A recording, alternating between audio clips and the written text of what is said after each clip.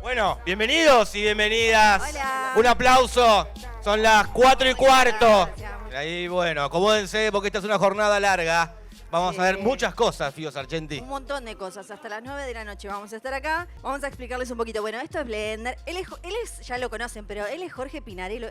Te lo resumo así nomás. ¡Un aplauso! Aplauso para Jorge, por favor. Por favor. Otro aplauso para ella. Ella es Fío Sargenti. Ay. Ni más ni menos. Muchas gracias, muchas gracias. No, por favor. Bueno, juntos hacemos un programa que arrancó hace muy poquito, de lunes a jueves, de 19 a 21, que se llama Horrible y Fascinante. Lo pueden ver por el canal Blender en YouTube. Tenemos todo acá anotado, Sí, lo que todo, tenemos que todo. mencionar, porque esta es la primera fiesta de cierre de la Feria Internacional del Libro de Buenos Aires, porque se empieza a festejar lo que es el 50 aniversario. No es todavía, esta es la 49.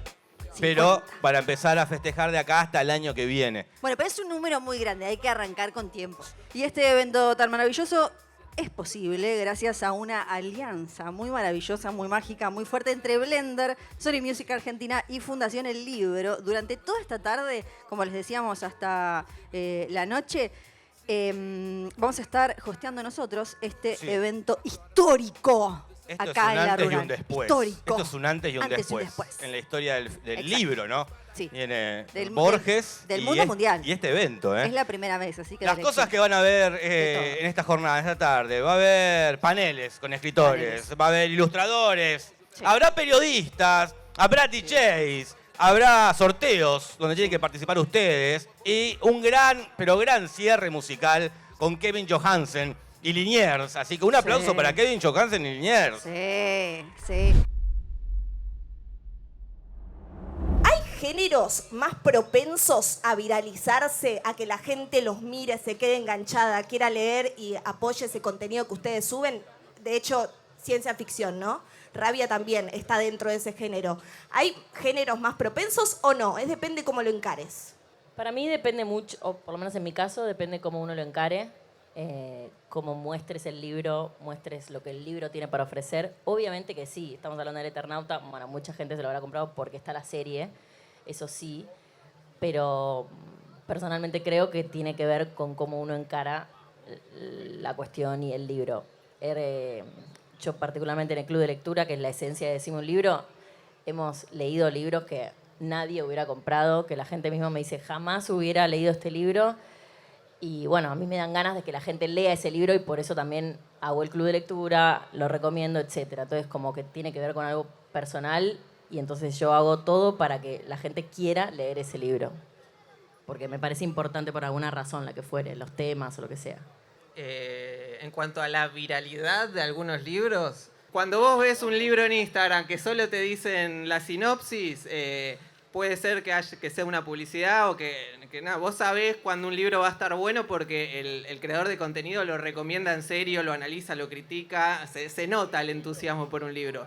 Y yo para sumar un poco lo que están diciendo ellos, que quizás coincido, para mí tiene mucho que ver con la construcción que hace uno en las redes. Para mí es muy importante mi credibilidad, el hecho de que la persona que me siga sepa para dónde voy, que hay un hilo conductor, que no voy a saltar de una cosa a la otra y posiblemente el seguidor se quede ahí como, uy, pero a mí no me gusta eso. Entonces, para mí mucho tiene que ver con esa construcción que hago yo desde que empecé. Y hay ganchos, obviamente, para que algo se haga más viral. No sé, pienso en mi hilo de Twitter quizás más famoso, que llegó a 7 millones de personas, que es algo que no puedo creer. Y era, qué clase de maravilla acabo de leer, ¿no? Y eran todos libros, no sé, muchos de editoriales independientes o de autores que no eran tan conocidos así a nivel comercial. Pero para mí hay algo con que hay libros que son comerciales y se van a viralizar, y hay libros que quizás es un trabajo un poquito más que tiene que ver con que, bueno, la persona que lo está recomendando o analizando o lo está proponiendo en un taller, un poco como dicen Roy y Diego, y ahí hay un enganche. Ahí como te dice, bueno, esto seguro es bueno. Entonces por eso lo likeo, lo guardo y quizás después lo compro. O sea, sí, viene una recomendación de libros, pero siempre la búsqueda es un poco otra, más allá de, ay, ¿qué libro puedo leer? Y después, se hizo mucho más cercano a través del club de lectura, porque es todos los meses, de hace 5 años, en estos términos, pero en realidad tiene bastantes más, 7 años. Y entonces son muchos meses de encuentro para pensar, para reflexionar, para conversar a partir de un libro y de los temas que propone el libro, como el approach no es tanto no es para nada de crítica literaria, sino más bien la filosofía, la perspectiva de género, la sociología. Entonces, se fue construyendo algo donde también todas y todos los que somos parte del club de lectura, que es muchas personas todos los meses de todo el mundo, vamos encontrándonos en ese espacio para reflexionar conjuntamente. Entonces, la verdad que se hizo bastante cercano el vínculo, a pesar de que es desde la virtualidad. A mí me encanta el hate, porque Eso. me divierte mucho. Pero me divierte desde el lado de que yo estoy muy segura con las cosas que comunico y con lo que digo y con lo que pienso. Y cuando aparece un comentario de estos que, como dice Diego, que te quieren desestabilizar, es como que digo, che, qué triste tu vida. Como que vos pensás que desde una foto no sé, de cualquier cosa, un nombre que dice Pepito Pistolero, no sé, me tirás un comentario y querés como que genere algo, ¿no? Y yo pienso por dentro, qué bueno que eso te generó tantas ganas de crearte un usuario falso, de ir y dejar un comentario odioso, todo porque yo subí algo. ¿Quién soy yo? ¿No? Como que eso me pasa con el hate. Hay uno que no me lo olvido más, que me dijo que era una boluda cultural. Digo, ay, qué bueno, qué buen insulto. bueno. Lo agarré como fuerte. Y otro que no me... Progre Pink también me dijeron. Bueno, Todos no sé. bárbaros, todos bárbaros, Todos la verdad. geniales, todos geniales. Y todo porque yo recomendaba muchos libros escritos por mujeres. Entonces yo pienso, ¿posta? Eso es como que digo tantas cosas que andan mal en el mundo, pero a vos te molesta los libros escritos por mujeres. Entonces, nada, a mí el hate, entiendo que igual a Diego lo que le pasa es muy viral, ¿no? Claro. Es una masividad total, pero yo estoy muy segura con eso que digo, Diego creo que también. Entonces, cuando viene un mensaje así, digo, bueno, che, como que está la frase esa medio falsa, que no existe, no está en la obra, pero que dice, ladran Sancho, señal que cabalgamos, que no está en el Quijote, lamento comentarles. Y para cerrar, porque no me quiero ir con el hate, me quiero ir con algo bello y fabuloso, y no me voy a ir sin que ustedes me recomienden un libro, así que quiero preguntarles, que ya un poco me la spoileó Diego, pero vamos a hacer como que no pasó nada. Se olvidan. ¿Cuál fue ese libro, cuál es ese libro que más les agradecen sus seguidores por haberlo encontrado por ustedes? Arranco yo por la que me mandé. La saga de los confines. Yo creo que es algo que tiene que adaptar Netflix también, porque genera lo mismo que el Eternauta. Es una fantasía en Argentina. Así como el Eternauta ciencia ficción en Argentina, la saga de los confines. No es Argentina, pero sí es Argentina. Puede ser Los Perales tienen a Flor Blanca, de Becker. ¿Becker? Gerbrand Becker. Bakker, perdón. Holandés. Ese, bastantes personas, es un libro muy conmovedor que bastantes personas me lo mencionan.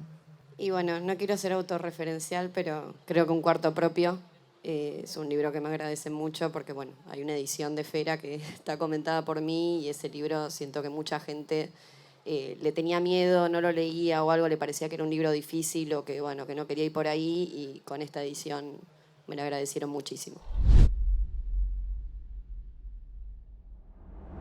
Fernanda Nicolini, su último libro es Los Westergeld, o sea que trata no solo sobre el autor del Eternauta, sino también de su familia, porque él y 4 de sus hijas fueron detenidos y desaparecidos por la última dictadura militar. Pero es un libro que ya tiene sus años.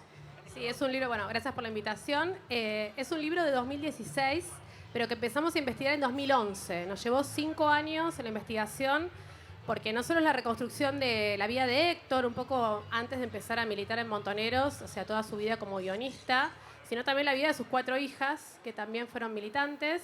Y como dijiste vos, están desaparecidas, 2 de ellas embarazadas. Creo que por ahí muchos vieron en las redes, ¿no? Que abuelas decía, bueno, que hay una búsqueda de 2 nietos que pudieron haber nacido en cautiverio.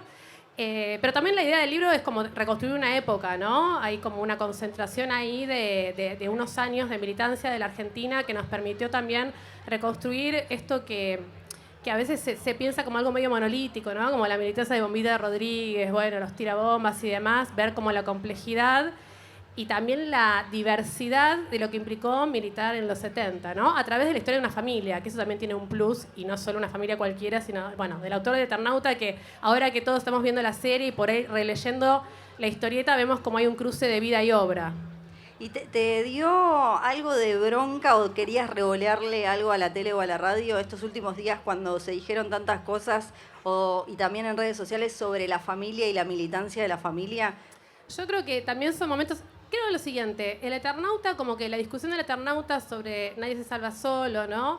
Entró por la ventana, en un momento donde había como un discurso monolítico, individualismo, ¿no? De que somos todos recancheros. Y de pronto entró ese discurso que está vivo, que sigue vivo, que estaba ahí, simplemente que no tenía espacio, ¿no? Y siempre pienso que, bueno, ante esos espacios que se vuelven a ocupar y ciertas discusiones que se vuelven a dar, bueno, hay respuestas también a veces un poco burdas, en donde en definitiva lo que se quiere volver a hacer es, no sé, reflotar una teoría de los demonios, asimilarle el terrorismo de Estado a la militancia, que creo que en algún punto había como un consenso democrático sobre eso, ¿no? Entonces, a los que dicen eso, bueno, lean el libro, vean qué significó militar, ¿no? ¿Dónde militaban? ¿Qué era lo que hacían? O sea, cuando hablamos de militancia iban a la villa, hacían cloacas, o sea, mucho de lo que se sigue haciendo ahora en la militancia, ¿no? Cuando uno piensa en una militancia social. Obviamente que en un contexto en los 70, donde después hubo un golpe de Estado y una dictadura, donde se desapareció gente, ¿no? Bueno. Mencionaste la palabra familia, que es algo que cuando pensaba en esta charla, un poco atraviesa los 3 libros, como porque hasta en el de Santiago Caputo, si bien él, bueno, después ya Manu te voy a hacer alguna pregunta, pero el apellido y trabajando en el mundo de la política pesa. Sol, tu familia es bastante espectacular, particularmente porque es una familia que tuvo mucha injerencia en la vida de los argentinos de alguna forma u otra, sin que sepamos, porque para empezar, decirle patty a las hamburguesas sale de ahí, sale de esa gente, de ese grupo humano. ¿Nos contás un poquito de eso? Sí, ahí se escuchan, perfecto. Sí. Sí, la familia Lowenstein, que es la familia, el apellido que está atrás de la historia de Pampernick. O sea, no es solo Pamper, es mucho más. No, es verdad, no es solo Pampernick. El patriarca de esta familia, que fue un carnicero judío alemán que vino a la Argentina escapándose de los nazis a mediados de los 30, tuvo 3 hijos varones.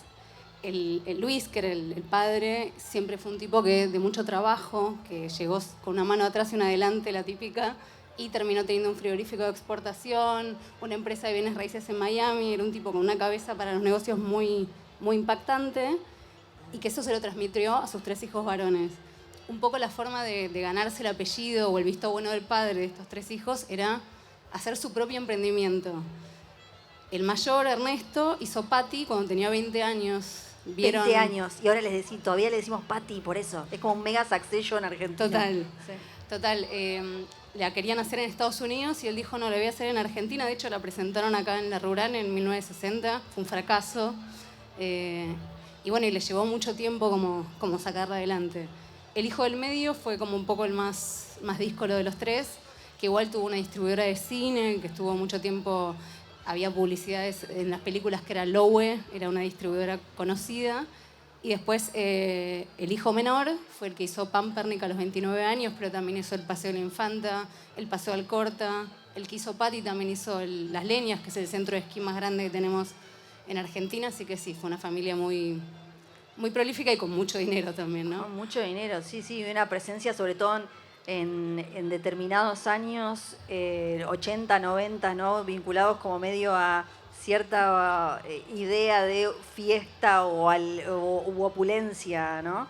Sí, pero a la vez ellos empezaron como haciendo sus negocios.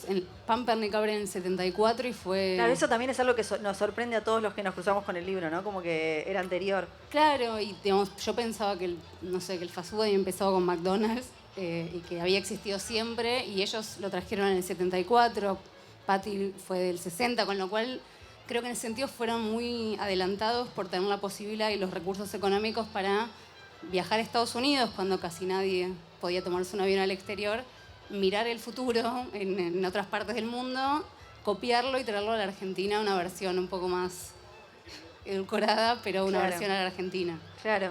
Manu, y a vos, vos elegiste escribir un libro sobre un personaje que ahora, bueno, es medio como quien tiene las riendas de nuestro destino, pero que dentro de su familia quizás no era de la pata, ¿no? Más o acaudalada o más Claro, con Maya, también como, Castreblansky. con Maya Castreblansky, de coautoría, un libro que fue mucho más express, la escuchaba con 5 años de investigación. Por supuesto, los tiempos que atravesamos hacen que todo sea un poco más dinámico y más voraginoso. Era un personaje que hasta hace 2 años no era ni siquiera conocido, digamos, en la conversación pública, por lo menos, más allá de ese apellido que sí tiene peso específico en la vida política y la vida pública ya hace bastante tiempo, el apellido Caputo, que puede ir desde lo más reciente, digo, ni hablar del ministro de Economía, que ya fue ministro con Macri, pero también el empresario íntimo amigo de Macri, que es de los grandes hombres poderosos de la Argentina, pero más para atrás incluso te puede decir al canciller de Alfonsín, digo, ahí. Y el libro también tiene esa pretensión un poco de, a través de Santiago y de los vínculos que tiene Santiago Caputo con todas esas ramas de su propia familia, y al mismo tiempo esa familia con la historia reciente argentina tiene esa pretensión de ser no solamente el recorrido de un personaje, sino un poco también el cuento de cómo el rubro al que él se dedica, en particular, que son los consultores políticos, atravesaron permanentemente la historia reciente de la política argentina, realmente estando detrás de lo que todos vemos, digamos, como los que están detrás del telón, una especie de titiriteros de la política, de la conversación pública. Hace bastante tiempo empieza a ser más evidente con el caso de Santiago Caputo, quizás incluso con el caso de Durán Barba antes, pero hay un poco de eso. El libro, por lo menos el libro tenía esa pretensión, creemos que en parte lo logramos, porque también estamos hablando de un personaje que es joven, no tiene 40 años todavía, 39, pero también representa, y hablando de vuelta de familia, de esa familia, ¿no? La familia de la política argentina, si es que pudiera definirse como tal, y aparecen estos consultores, estos monjes negros, si se quiere. No sé si es tan aplicable hoy a la figura de monje negro comparado con otros que hubo en la historia, a la del propio Caputo, pero es como esto que vemos mucho de dos políticos que se pueden estar matando en un set de televisión en a 2 voces un miércoles a la noche, y el viernes siguiente, 2 días después, pueden estar comiendo un asado en la casa algunos, terminando de definir alguna de las grandes roscas de la política. Bueno, generalmente la plasticola que pega esos vínculos son los consultores, y también tratamos de meternos específicamente en ese rubro.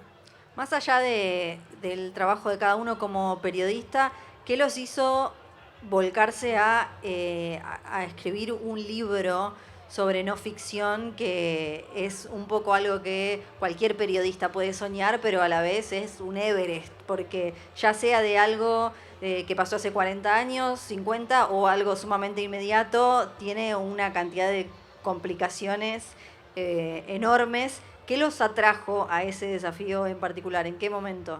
La inconsciencia. Si yo sabía que me llevaba 5 años y es mucho cuerpo, mucha cabeza, bueno, no, pero es un chiste. Cuando nosotros arrancamos, yo suelo contar una anécdota que no me deja bien parada, pero en realidad me habían ofrecido hacer la biografía de Mirta Legrand, de su hija y de su nieta. Y no me vi. No me vi, no era mi rubro. De otro tipo. Yo vengo más de como el periodismo cultural, la literatura. No quiero menospreciar, pero era como... ¿Una editorial te lo ofreció, digamos? Una editorial, sí. En realidad un editor que le llevaba ideas a una editorial. No me hallé, y hablando con un amigo le conté, le dije, estoy perdiendo una gran oportunidad, porque por ahí era mi oportunidad de hacerme famosa, ¿no? Pero bueno, sé que la fama no era lo mío. Y él me dice, pero qué lindo el género de las biografías familiares, que es cierto. Además, a mí, que me gusta mucho la literatura, es un género casi literario también, ¿no? Y nos pusimos a pensar, y ahí surgió la idea, mira, la familia Westergel no está narrada. Está narrada solo Héctor como el gran autor del Eternauta, porque convengamos que Héctor Westergel es famoso hace un montón. O sea, ahora por ahí hay muchas generaciones que empiezan a conocer el Eternauta, pero era una historieta que estaba en las bibliotecas de las casas, incluso de las casas que casi no tenían libros, ¿no? ¿Por qué? Porque la historieta es un género accesible, uno lo podía comprar. El Eternauta, está bien, se compiló como libro en el 75 y es el que empezó a girar, porque además nunca estuvo censurado, siempre se siguió editando. Por momentos no estaba porque, bueno, había problemas de derechos y demás. Pero la cuestión es que estaba la historia de Héctor y después la tragedia, ¿no? Lo que sabíamos, que estaban todos desaparecidos. Uno se sienta a escribir porque quiere entender y aprender y saber algo, ¿no? Bueno, en este caso yo creo que aprendí un montón de cosas investigando. Y aprendí también a pensar una época, ¿no? Desde un lugar, yo nací en el 79, o sea que yo también estaba un poco afuera, yo no viví los 70.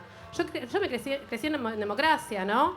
Y entonces también aprendí a meterme en una parte de la historia muy compleja, con muchos matices, desde un lugar del interés y también de poder armar como un pensamiento crítico en relación a eso. Bueno, en particular a mí lo que me pasa es que como se mezcla el gusto de leer con la profesión permanentemente, entonces es lo que más consumo no ficción en general, digamos. Sobre todo, no sé, el último año, uno piensa, el último año de elecciones 2023, había como una proliferación de biografías de los candidatos más, menos conocidos, etcétera. Bueno, me metí uno tras de otro, el de Bullrich, el de Massa, el de Juan Luis González de Massa, el de Diego Genud el Diego Genud de Massa o de Juan Luis González de Milei. O sea, funciona un poco así. Este libro tenía un poco esa pretensión. Con Maya incluso lo hablamos en algún momento. Ella, no vamos a spoilear ni revelar quién, pero ella tenía la idea de hacer una biografía sobre otro personaje de la política, de los que están en la conversación permanentemente hoy en día. Yo dije, no, me parece que hay un libro acá. Nada, fue una conversación, cerveza de por medio, una tarde de día, semana, cortando semana, y un par de semanas después nos enteramos que las editoriales, las principales editoriales, estaban interesadas también en el personaje, y a partir de ahí una cosa llevó a la otra. Pero es un poco esto, y en particular para nosotros, digamos, dos periodistas que cubrimos la diaria de Casa Rosada o la diaria de gobierno, la coyuntura, también fue todo como un desafío porque ninguno se tomó tiempo en el laburo. Che, nos vamos a dedicar al libro ahora, perdón. Claro, era como palo y en el medio del libro. No es que pasó algo por el Sí. estilo. Entonces, mientras seguíamos en la dinámica del día a día, también al mismo tiempo estábamos como permanentemente entre los dos. Ni hablar de encarar entrevistas, dividirnos, eso también fue lo que colaboró con los tiempos apretados, pero al mismo tiempo hay un montón de datos que están recopilados en el libro que tienen que ver con cosas de las que pasaron en el último año y medio, incluso de la política, digamos, más allá de que el libro se retrotrae a cómo se gesta todo el fenómeno libertario. Creo que tiene también la pretensión de ser un insumo más, hablaba de los insumos de estos otros libros periodísticos, de ser un insumo más para entender los tiempos. Lo que nosotros no podíamos chequear, lo que sabíamos que era una versión pero no estaba refrendada, no va al libro. Y eso también es una decisión ética de laburo, ¿no? Por más de que era un datazo, bueno, no lo puedo chequear, yo no lo voy a poner. Bueno, a mí me pasó un poco esto que decía Fernanda, de que no había nada de información. Digo, Pampernick transcurrió en una época analógica. Digamos, no quedaba... digamos, había solamente un archivo de la quiebra de la empresa y del juicio por el logo que le hizo Burger King en el 84, que se lo robaron. El resto era todo como hecho como de memorias, pedacitos de memoria de consumidores, de trabajadores, y de hecho yo con el dueño no pude hablar nunca quiso dar entrevista. Entonces, bueno, hubo que reponer toda esa información de primera mano y en primera persona de forma muy artesanal. Nosotros estamos particularmente obsesionados con esto, que es esto, ¿no? Que el libro sea llevadero, que no sea una cuestión de una mera recopilación de datos y de... Sí, ahí está. Ahí te está mandando Ay, menos mal unos que no. pájaros. No quieren que contemos esto, chicos. Igual peor a los anteriores que tuvieron una danza en vivo, ¿no? Pero bueno. Sí. Pero un poco teníamos esa obsesión. A mí los libros de no ficción que más me gustan son los que tienen, o sea, no solamente la pretensión, sino que cumplen eso, ¿no? De tratar de... O que por momentos estás leyendo una novela. En esa búsqueda, por supuesto, aparecen un montón de recursos. Nosotros también teníamos la dificultad en particular que al tratarse de un personaje que está hoy viviendo el apogeo de su poder, digamos, Claro. está en pleno momento de la cúspide de su poder, había mucha gente, algunos que preferían no hablar, pero otros, la mayoría nos pedían hablar off the record, digamos, es decir, Claro. no contar. Entonces, eso nos hizo ir Pero ustedes buscando... también se podían comer cualquier bait de cualquier chisme con el off, ¿no? Totalmente. Ustedes como que estaba la tentación de cualquiera de vení que te cuento y que fuera yo fui al secundario, o sea, no sé, cualquier cosa. Claro, entonces capaz que un Yo tipo que estuve- estuvo marginalmente en una escena te la cuenta como un gran coprotagonista de la escena que Claro, después... es como dicen siempre los que les gusta la música, si todos hubieran ido a ver a los Brujos, Claro. se hubieran separado y hubieran tocado en River, ¿no? Totalmente. Una banda que era de culto. Sí. Totalmente. Entonces pasaba mucho esto, entonces permanentemente revalidando esas versiones. Algunas incluso, después cuando hay, digamos, un correlato en las historias, más allá de si fue más o menos protagonista uno, genial, digamos, celebrás, se esta escena, lo que fuera. Después empiezan los momentos más complejos donde sobre un mismo hecho hay dos versiones distintas, digamos.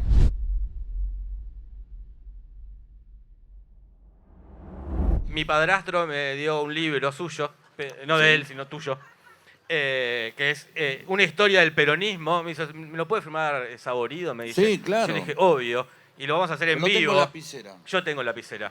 ¿Cómo se llama él? Se llama Alejandro. Él es muy peronista Apa. y está de novio con mi mamá, que es muy gorila. Está bien, el universo reparte, a veces, digamos, por cada peronista hay un antiperonista. A veces es el cuñado, a veces la mamá, en este caso, la novia. Y está muy bien. ¿Y puede funcionar un vínculo? Sí, ¿por qué no? Obviamente que puede funcionar, porque hay un momento donde también la política puede tratarse de una manera más elegante. De hecho, se supone que la democracia es eso, digamos. A ver, porque siempre hay una fantasía de que, si todos los argentinos tiráramos para el mismo lado, y no sé, ¿para qué lado, no? Y para Avellaneda, qué sé yo, para dónde. Pero, y en realidad la democracia existe porque nunca nos vamos a poner de acuerdo. Claro. Y en todos lados del mundo pasa eso, siempre. No nos vamos a poner nunca de acuerdo. Entonces, como sabemos que no nos vamos a poner de acuerdo, establecemos reglas en las que, por un tema cuantitativo y no cualitativo, porque el voto siempre es cuantitativo. La democracia es cuantitativa, no se trata de un voto calificado. No es que si vos leíste a John William Cook, tu voto vale 3. Dice, Claro. el señor leyó a John William Cook, está formado, es politólogo, 3, anotale 3. Y él se formó escuchando a Mariana Fabiani. Bueno, entonces, anotale Vale, 1. -1. No, con todo respeto a Mariana Fabiani, te quiero por decir. supuesto. Es el voto, todos valen lo mismo, ¿sí? Lo cualitativo después serán los gobiernos, pero el voto es cuantitativo. Entonces, ¿de qué se trata? De que una gente piensa de una manera y establece una normalidad, ¿sí? Que es normal determinadas cosas, y otro, el que más... Y la democracia en realidad la maneja el 20%, no que tiene las convicciones en un continuum, sino el que cambia. Claro, sí, sí. ¿No? Porque, digamos, siempre hay un 35 peronista, otro 35 antiperonista, y después del medio no son ninguna de las... Y ese es el que... Ese es el que vale, ese es el que termina Ese es el eligiendo. que cambia la democracia, el que cambia dice, bueno, ahora no me convence más ahora voy a votar a de línea de Alessio de Viola, y va rotando. Y ahí es donde... Y después viene la otra parte de la democracia, que es la aceptación o la resignación, el tiempo. Vos aceptás que va a durar 4 años o 2 años hasta las elecciones, y te la tenés que bancar y ver cómo construir para dentro de 4 años. Es decir, que la democracia es tiempo y resignación, en una parte. La democracia ¿sí? es tiempo y resignación. Sí. Esa es. No, bueno, aceptación. Sí, la sí. aceptación es una manera más elegante de la resignación. Bueno, Para esa es la Alejandro. respuesta para si mi madre puede estar con mi padrastro. Sí, Con se trata opiniones. de otra cosa. Aparte, por ahí hay intercambio. Por ahí les calienta a discutir. No, Quizás perdón, no me quiero meter. Pero Y yo dice, tampoco quiero que te metas ¿pero qué es tanto lo en la que vida decís? sexual de mi Claro. mamá. No, pero ya vos lo trajiste, vos me traes el libro para que firme el padrastro, así, y diga, ¿qué me estás diciendo de Cristina? Dale, sí. ¿Cómo funciona ahora intentar hacer algo gracioso cuando ya es insuperable lo que está pasando en la realidad? Entonces, cuando vos decís, che, ¿cómo es hacer humor hoy acá? Ir a hacerlo donde no está. El humor nos une. No, suena una frase así de una fundación, pero no, lo que quiero decir es, cuando vos te reís de lo mismo que otro, quiere decir que perteneces a un mismo colectivo. Sí, sí. ¿Sí? Ya estoy usando un lenguaje académico. Está muy bien. ¿De acuerdo? ¿Qué quiere decir? Si todos nos reímos de tal cosa, quiere decir que tenemos medianamente los mismos elementos culturales que hacen que nos vamos a permitir reírnos de lo mismo. ¿Se entiende? ¿Por qué? Porque si yo hablo de Vicky Chipolitakis en Noruega y hago chistes con Vicky Chipolitakis en Noruega y no funcionan, ¿es por qué? Porque no saben quién es Vicky Chipolitakis. Claro. ¿De acuerdo? O sea que vos, para reírte de algo, la risa el humor no está en el que lo hace, sino en el que lo recibe. Si no hay alguien que entienda el código. sintetiza, Sí, sí. exacto. Entonces, vos decís, esto me parece idiota, pero a un montón de gente le parece brillante. ¿Por qué? Porque habitamos distintas normalidades. Cada uno se ríe, no, bueno, un montón se ríen con Rep, otros se ríen con Nick, ¿sí? Y es así. Y entonces... ¿Alguien se ríe con Nick? Sí. Obviamente, asumo que este es un público sumamente tendencioso. Están ahí con la gente de Radio Rivadavia, están todos ahí escuchando ahora. No, de verdad, bueno, ven lo que es, o sea, uno ya forma... Vamos a hacer una prueba de identidad. Miren cómo vamos a hacer manipulación de masas. A ver. Yo les voy a decir, esto lo hacemos siempre con Miguel Rep en las charlas que hacemos muchas veces en el Café Berlín. Ahora tenemos una el 14, no me acuerdo si las entradas son live pass o dónde, el 14 de junio en el Café Berlín. Y hacemos siempre esto. Ustedes van a hacer, si les gusta algo y si no les gusta, ¿de acuerdo? Sí. Yo les voy a nombrar gente nada más. Más allá del momento en el que está. Riquelme. Tevez. Ahí hay un par de macristas dando vueltas. ¿Vieron? Capusotto. Jonathan Viale. Ya está, chicos, ya sé quiénes son, cómo piensan. No, bueno, es como el Alka-Seltzer ese humor, sirve para el momento. Yo me cago de risa, pero Claro. el otro día ya está, se disolvió. Claro, sí, sí. Es buenísimo, a mí no se me ocurre ninguno. Son tan buenos y tan espontáneos, inteligentes, que a veces, bueno, sirven para esa circunstancia, ¿no? Es como cuando vas a la cancha, ¿cómo puede ser que se les ocurra algo con la jugada anterior? Y se les ocurre, porque no solo hay chistes ya aprendidos y heredados en la cancha, hay espontáneos, juego de palabras, qué sé yo, no saben quién va a ser el árbitro y ya le hacen algo al árbitro. Sí, sí, ya hay una rima con el apellido. Entonces esos chistes son necesarios para la vida cotidiana, son súper necesarios. Hoy nos llegan todos los chistes, los que tenemos acceso a las redes. Nos llegan todos los chistes. Antes nos llegaban los chistes de Pedro y Omar, los que estaban en la radio, de Pedro y Diego, los que estaban con televisión, los míos, los que leían Página 12 o Humor o las revistas o mis libros, ¿entendés? Como que estaba más segmentado. Hoy el humor se cuela por todos lados, la nevada mortal. Claro, sí, sí. El humor es la nevada mortal. Vamos a repasar los dibujos de Rep mientras nos vamos. Mira, tenemos un eternauta. Muy Te bien. aplaude. Que dice, vengo de la Feria del Libro. No había nadie. Ahí tenemos. Este libro es para Julio Cortázar, Pedro. Está muy bien. Mi padrastro. Sí, sí. Siempre aparte hay que tener en cuenta que estamos en la Feria del Libro y tenemos que tener... Y los que más venden el libro por ahí es Ari Paluch, pero la sala se tiene que llamar Julio Cortázar, obviamente. Y ese que sería Borges el que está ahí. ¿Y qué hacemos con estos dibujos? ¿Los repartimos entre la gente? Dale, Miguel, ya te invocó, sí. ¿O no quiere? Bueno, sí, dale, vamos. Busquen la manera de sortearlos. Busquen la manera, Marini, busquen la manera de sortearlo y nos vamos. Cuida la conciencia. Regalos para Pedro y para Rep. Por favor. Muy bien, hay regalos. Ahí sube Marini. Ahí sube Marini con los regalos. No sé Bueno, muchas gracias. Un aplauso para Pedro Saborido. Un aplauso para Rep. Gracias, chau, chicos. Yo justo con este tema estoy en un momento muy, es terrible lo que voy a decir, adicta al teléfono. Está bueno que lo digas y lo reconozcas. Sí. Es muy lindo eso. Y está bueno que lo cambie también. El primer paso es reconocerlo. Y estoy en estos días metiéndome una disciplina de ponerme un tiempo para leer y olvidarme del celular, pero como algo de decir, bueno, en vez de estar las horas que uno pierde mirando Sí, claro. cosas que no sirven para nada, Sí. o sea, solo para vaciarte el cerebro, como una disciplina y casi como algo de ir a la universidad, ¿entendés? Porque claramente si querés escribir tenés que leer mucho y yo estoy con un bache con ese tema, así que lo voy a, O sea, lo voy a modificar. en este momento, o sea, para hablar un poco de tiempo, ¿de cuánto estamos hablando de de Ay, qué pregunta, qué feo. Yo no pienso contestar eso. No te lo iba a hacer, a vos tengo otra pregunta para vos. Me quiere exponer ¿En cuánto estás? Digo, no, pues yo, por ejemplo... horas diarias. Me pasa estas dos cosas. Mira, me pasa un poco esto de la distracción, pero me pasa también que me pasa cuando leo un párrafo que me conmueve, que tengo que dejar de leer. para decantar un poco lo que acabo de leer? Esta cosa de entender, esta cosa de seguir como paladeando un poco lo que leí. Y eso también es que de alguna forma es una trampa.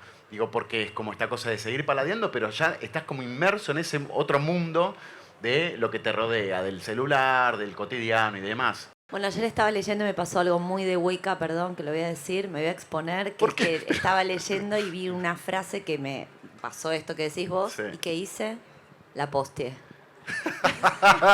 Pero ¿por qué? Vos decís que lo pusiste en algo superficial. No, pero fui al celular. ¿entendés? Claro. Terminé yendo al celular. Bueno. Tami, No no lo te voy voy a hacer a preguntar cuánto tiempo tenés de lectura. No, pero no lo pienso confesar. Prefiero confesar cualquier cosa antes que eso. ¿Cómo llevas eso? Digo, como la concentración. Bueno, yo soy adicta a internet desde muy chica. Entonces, tengo estrategias para lidiar con eso desde muy chica. Eso es lo bueno, ¿no? Cuando llegué a la facultad yo ya usaba mucho Facebook y Twitter en la compu. Y entonces, para terminar la carrera, porque si no, no lo hubiera podido terminar, me bajé unas extensiones para el Chrome en esa época o para el Mozilla, no me acuerdo qué navegador era, pero te bajabas una extensión para el navegador que te prohibía entrar a ciertos dominios después de un rato. Pero te lo prohibía a nivel que en un momento cuando encontré la mejor aplicación de todas, era una que incluso si borrabas la aplicación esa, no te dejaba. Era espectacular. Una doble trampa. Era como realmente llamar al trance y decirle, por favor, no me atiendas. Claro, Era como eso. Y entonces como que para mí la única estrategia es esa, el rigor, porque si no es angustiante. Igual así todo siento como año a año mi cerebro está peor. Claro. Hoy me pregunto mucho si yo tuviera 10 años menos que los que tengo, si hubiera podido terminar la carrera, no sé. Y como pienso en las cosas que leía cuando era chica, ¿no? Digo, yo leía Ana Karenina, tiene como 1000 páginas. ¿Cómo hacía? O sea, me parece terrible, así que lo llevo como se lleva cualquier adicción, sabiendo que es terrible que cada minuto que paso lejos del teléfono, sea haciendo lo que sea, es un minuto ganado. Pero bueno, igual trato de estar y sí siento que igual cuando estás leyendo algo que te apasiona, efectivamente es como todo. Te olvidas del teléfono. Sí. Pero bueno, también está bueno leer cosas que no te apasionan. Yo cuando era chica podía terminar libros que no me apasionaban porque como que igual entendía que además no todas las lecturas tienen el mismo ritmo, ¿no? No todos los libros son una novela atrapante. A veces uno está leyendo cosas que no tienen ese ritmo y hay que leerlas igual. Entonces, a veces me doy cuenta de que si solo leo cosas que me enganchan infinito como para soltar el teléfono, solo lees novelas muy atrapantes y yo quiero leer también cosas más raras que son más difíciles de entrar. Entonces, para eso hay que obligarse, autocastigarse y ser muy moral con eso. Es decir, soy una mala persona, soy una persona defectuosa. Claro. Mi carácter, si estoy todo el día con el teléfono, es el carácter de una persona defectuosa que no se merece nada. Mi receta. Lindo. Si lo quieren implementar en sus vidas. Señor Mauricio Gartú, me intriga mucho eso. En mi caso, vive una circunstancia particular y es que no uso teléfono celular. No lo usé nunca y ni siquiera superador, sabía. Un aplauso. Claro. Nos mató. La vara, está bueno que hayas hablado último igual. No, igual es en el límite de lo patético porque no sabría prenderlo, por ejemplo. El otro día una señora me dice, me quiero sacar una foto con usted. Y entonces yo así, yo no llego con el dedo, ¿puede apretar usted? Y yo, ¿qué es lo que hay que apretar? ¿Qué es lo que hay que tocar? Me puse muy... no obstante, sí uso redes sociales y de hecho la narrativa que he escrito ha sido escrita en redes sociales, ¿no? Ha sido escrita entendiendo que... Vos tenés en Facebook, escribís mucho, sí. Sí, empecé en pandemia, descubrí que había gente que era capaz de leer un cuento, un relato en una red social y yo soy un convencido de que los soportes hacen al contenido. Que dado un soporte, comprate una libretita y te vas a poner a escribir. Tenés que ser muy negado para llevar una libretita un mes encima y no escribirle algo. Claro. Los soportes hacen a la forma. Así que no, de todos modos sí lo uso. Con los libros me pasa, yo tengo cada vez más la sensación de que mi oficio, el teatro y la literatura comparten una condición contracultural. Hoy son definitivamente contraculturales. Hay algo... de resistencia en el acto de leer o en el acto de ir al teatro. Sí. Y yo, por ejemplo, lo tomo, yo hago cosas también un poco patéticas. Pero, por ejemplo, disfruto del rol de viejo meado. Hay como un lugar en el que uno ya ocupa un espacio, por ejemplo, en el que no se avergüenza de ir a sentarse a una plaza, cosa que a otros, ¿pero qué me voy a ir a sentar? Sí, yo me voy a tomar sol a la plaza. Y sí, me llevo migas para tirarle a las palomas. ¿Qué pasa? ¿Qué pasa? Todo el kit. Sí, las galletas que quedan en casa me las meto en el bolsillo y se las tiro a las palomas. Y me voy, por ejemplo, a Parque Centenario, que está lleno de kioscos que venden libros. Sí. Una amiga mía siempre jode con que dice, yo los sábados salgo a que me pasen cosas con hombres. Dice. Y yo digo, yo los martes me voy a Parque Centenario a que me pasen cosas con libros. Voy, empiezo, voy, miro en la góndola, y de pronto encuentro un libro y digo, tiene que conjugar varias cosas. Me tiene que gustar, me tiene que intrigar y tiene que ser barato.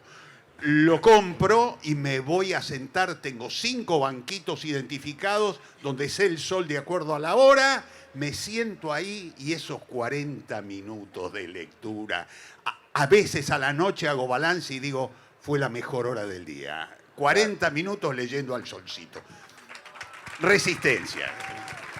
Me acuerdo ahora particularmente de una novela de Virginia Woolf, La señora Dalloway, que a mí me había gustado mucho Orlando, porque Orlando creo que es un libro que cuando sos joven entrás.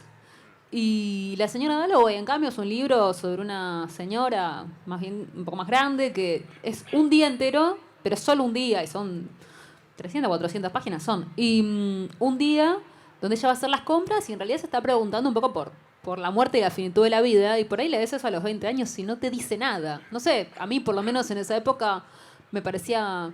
¿Qué hace esta señora preguntándose por el sentido de la vida en la cola de las compras? Porque todo el día lo que está haciendo es comprar cosas para una comida que hay a la noche. Y yo decía, ¿qué sentido tiene esto?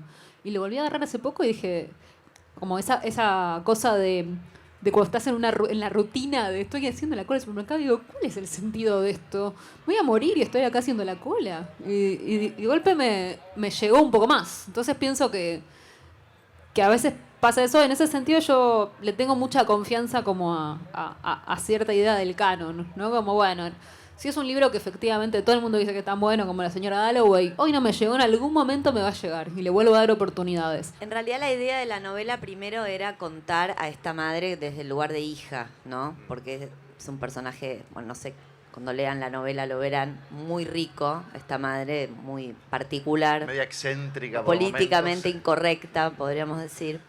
Y la idea era contar, que la hija cuente a esta madre. Y yo trabajé con Flor Montfort a la par. Y tenía un montón de textos contando a este personaje. Y un día fue idea de ella, me dijo, este texto escribirlo en primera persona. O sea, que la que hable sea ella. Y quedó bien. O sea, y lo que pasó fue que cambió la mirada del libro. Porque no tiene una bajada moral, sino que este personaje incorrecto, con todos sus no hay juicio, infiernos, no hay juicio. Si lo hubiera contado la hija, contando esta madre, sería, bueno, esta mujer es un horror o lo que puedas decir. Y en cambio así cambió. Es una mujer que cuenta su vida, que no tiene una bajada de línea moral, sino que ella vive y piensa así. Obviamente es ficción porque, por más que era mi madre, sí. Yo no sé tanto cómo... O sea, obviamente que es inventado más allá de lo que yo conocía de ella. Y cambió un montón. Para mí es como la vuelta de la novela que la hace muy interesante, creo. Yo soy comprador compulsivo de libros. No, claro. Creo que fetichista del papel. Sí, digo, veo un libro y además me agarra como una especie de enamoramiento. Digo, sí. me va a gustar, voy a pasar un momento muy lindo con ese libro. A veces me desilusiono y los dejo, pero yo no lo vivo como... No lo vivo como una decepción, no lo vivo como una pérdida. De hecho, me parece un libro, yo lo atravieso y no logro terminarlo. Me da tanta alegría pasárselo a otro como si lo hubiese disfrutado.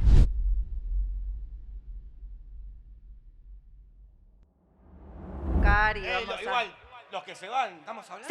Sí, estamos hablando. Y se están perdiendo un posible premio, un posible regalo. Sí, ahora ya hay un sorteo, el último sorteo, ya nos van a pasar los nombres. El último, que los tengo. Ah, los tienes Fios Es mágico realmente, es muy mágico. ¿Estará tal vez Daniel Aliendro? ¿Daniel Aliendro? ¿Vos sos Daniel Aliendro? Sí. ¿Lo jurás? Mirá que estás bajo juramento. Es Daniel, ahí podés pasar a retirar el premio perfecto. Por acá, ahí van a retirar sus premios de The Fuck.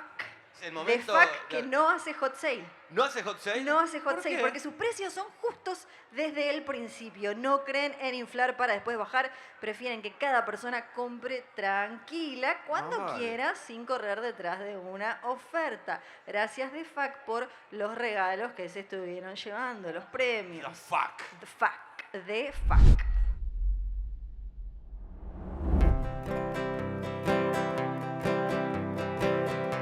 Anduve por el norte, anduve por el sur, como autogeografía en un eterno tour. Vi que no es solamente cuestión de latitud.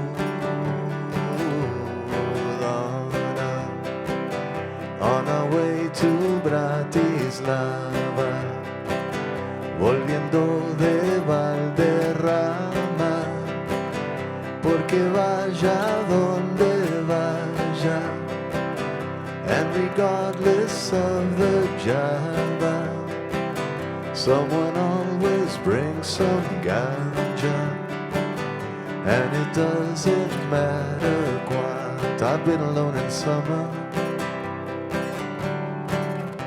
I've been alone in spring. Regardless of the season, whatever it would bring, it never really mattered, for I never stopped to sing. On our way to Bratislava, volviendo de Valderrama, porque vaya donde vaya, and regardless of the Java, no seamos gente seria, hoy cerramos bien la feria.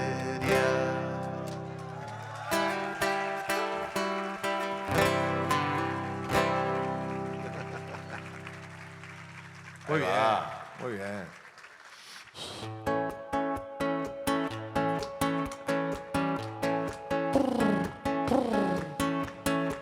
Como un palomo en celo, me desvelo por ti.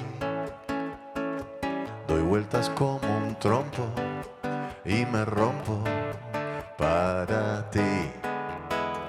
En medio de mi pecho, los desechos de tu amor me van dejando herido, pero no siento dolor.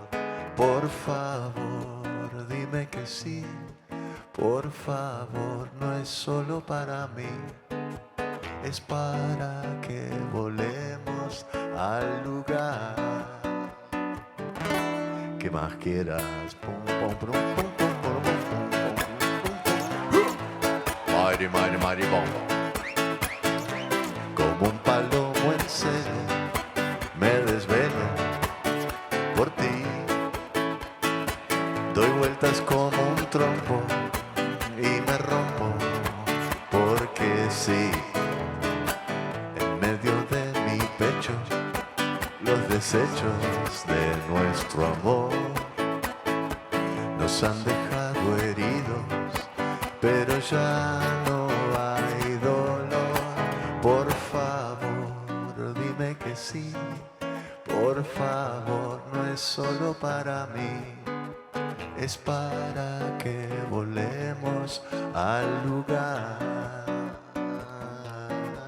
Por favor, no es solo para mí, es para que volemos al lugar que más quiera.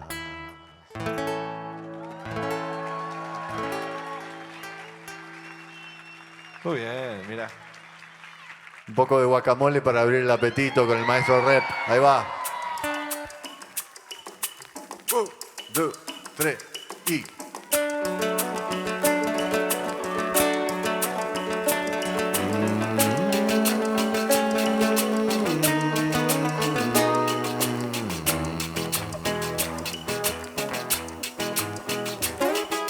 Sitting on the bench waiting for the tico guacamole. La carne con frijoles. La carne con frijoles. Waiting for the sun to shine, hoping for the chicken yakisoba. Hope the sun left over. I hope the sun left over. Ay, mami, ¿qué está haciendo? ¿Dónde va? Ay, papi, no sé, pero vete ya. Even when the pump on taking on a hole. Guacamole. Samaran, Avalanche, Copa Mundo, UEFA de la FIFA. Allá se cuela la tifa. Oh, she got some refund. La viola. Solitaire, happiness, joie de vivre, just like a Lola. Oh, she better sola. Espero que estés sola. Guacamole.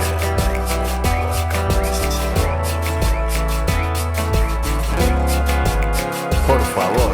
Pa para pa pa pa para pa wa para pa pa pa para pa wa para pa pa pa para pa wa para. Ay, mami, ¿qué está haciendo? ¿Dónde va? Ay, papi, no sé, pero voy para allá. Even when the pump on taking on a leche cabeche. Uy, café con leche.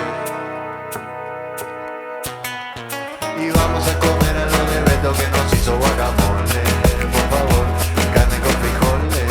Sí, señor, carne con frijoles. Picucho frito, habichuelas, guacamole, trucha de cabeche.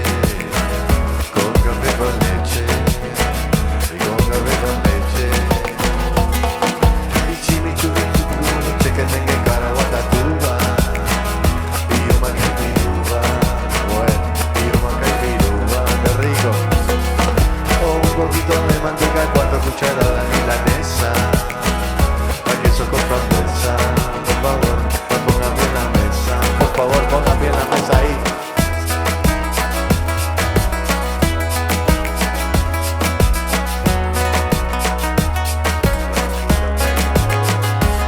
Tranquilo que hay para todo.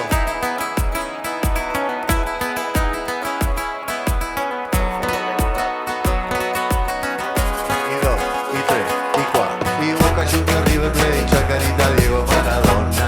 Por favor, el Diego no perdona. Y el Piojo, que no perdona. Y la Pulga, Solitaire, happiness, joie de vivre, just like a Lola. Oh, she there sola. Espero que estés sola. Bien. Ay, mami, ¿qué está haciendo? ¿Dónde va? Ay, papi, no sé, pero voy para allá. Even when the pump on taking on a lily.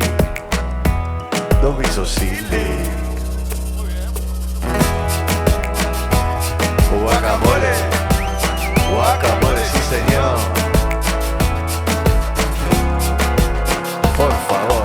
Pa para pa pa pa para pa wa para pa pa pa para pa wa para pa pa pa para pa wa para. Pa para pa pa pa para pa wa para pa pa pa para pa wa para pa pa pa para pa wa para. Abajo. Abajo. Qué difícil, qué difícil.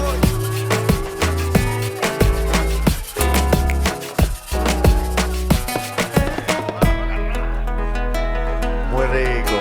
Gracias al maestro Miguel Rep.